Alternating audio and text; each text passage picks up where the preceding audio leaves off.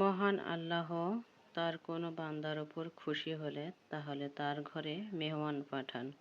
আসসালামু আলাইকুম, hello everyone, আমি মারুফা আক্তার স্বাগত জানাই এম ব্লগের নতুন একটি ভিডিওতে। দূরে এবং কাছে যে যেখান থেকে আমার ভিডিওটি দেখছেন সকলকে জানাই অসংখ্য ধন্যবাদ। আজকে আমি দুদিনের ভিডিও শেয়ার করব, কারণ খুবই ব্যস্ততার ভেতর যাচ্ছি, ভিডিও করতে সময় পাচ্ছি না।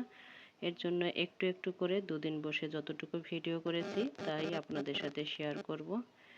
আমার আপুরা যারা আমাকে প্রতিনিয়ত সাপোর্ট করে যাচ্ছেন নিঃস্বার্থভাবে, আল্লাহ তাআলা সবাইকে তাদের পরিবার পরিজন নিয়ে সুস্থ রাখুন, ভালো রাখুন, আমিন।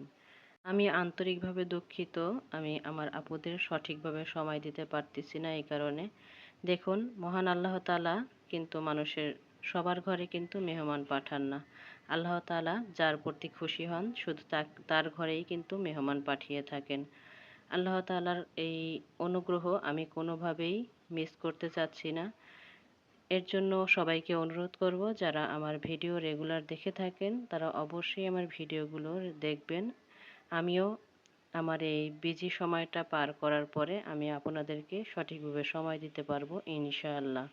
মানুষের সব দিন একরকম যায় না। আরেকটা কথা, আজকে আমার ভিডিওতে প্রচুর সাউন্ড আসবে, কারণ যেহেতু লিফটের কাজ চলতেছে, দিন রাতেই কাজ চলে।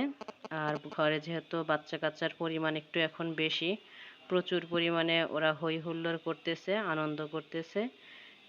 আপনারা সবাই একটু এই সাউন্ডগুলো ইগনোর করবেন।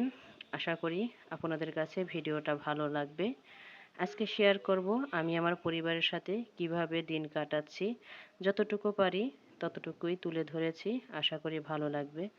এই তো কথা বলতে বলতে কিন্তু ওয়ার্ড্রোপের উপরে কম্পিউটার টেবিলটা একটু গুছিয়ে নিলাম।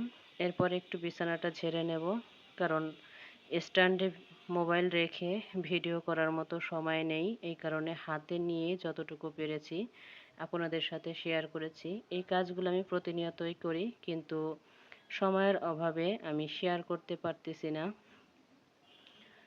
আমার আপুদেরকে আমি খুব মিস করতেছি। আমার আপুরা কত সুন্দর সুন্দর ভিডিও দেয়, যাদেরটাই দেখি না কেন অনেক সময় দেখা যায় মিউট করে দেখি, তাদের কথা শুনতে পাই না। এর জন্য বেশি খারাপ লাগে। যাক, এই বেশি দিন আর যাবে না এই খারাপ লাগাটা, খুব শীঘ্রই আবার আমার আপুদের কথাগুলো আমি শুনতে পারবো, অনেক কিছু জানতে পারবো, শিখতে পারবো তাদের ভিডিও থেকে। এই তো ঘর দুয়ার ঝাড়ু দেওয়া হয়ে গিয়েছে।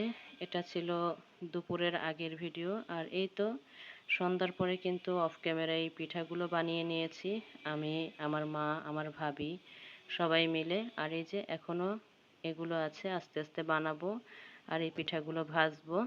কিছু পিঠা ভেজে নেব শুকনো খাওয়ার জন্য, এটা দিয়ে যাতে সন্ধ্যার নাস্তা হয়ে যায়। আর কিছু পিঠা আছে সেগুলো আমি দুধে ভিজাবো। এই পিঠাটা কিন্তু অলরেডি আমার অনেক আপুরাই খেয়েছে।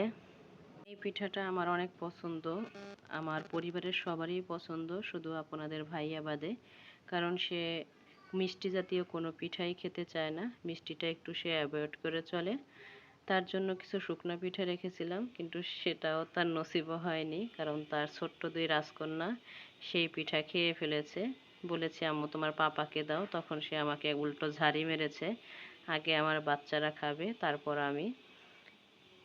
কি আর করার বলেন, ভাগ্যে থাকলে তো খাবে।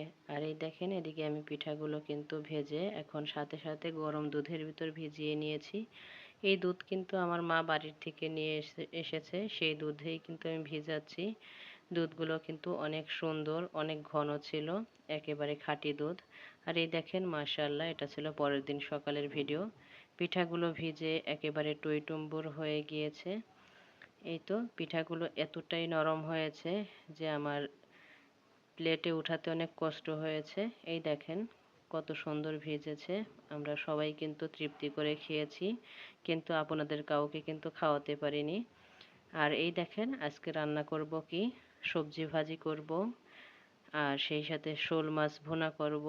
শোল মাছ দিয়ে আলু দিয়ে টমেটো দিয়ে রান্না করব, আর শোল মাছ দিয়ে। এই শাকটা কে কে খেয়েছেন বলেন তো?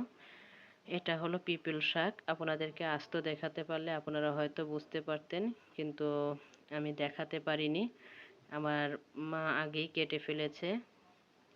এর জন্য এটা সম্ভবত খুলনা, বরিশাল, বাগেরহাটের লোকেরা ভালো চিনবে, কারণ ওই অঞ্চলের লোকেরা এই শাকটা বেশি খেয়ে থাকে।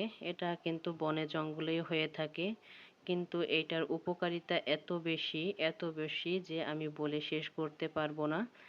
আমার শাশুড়ি মাকে খেতে দেখেছি।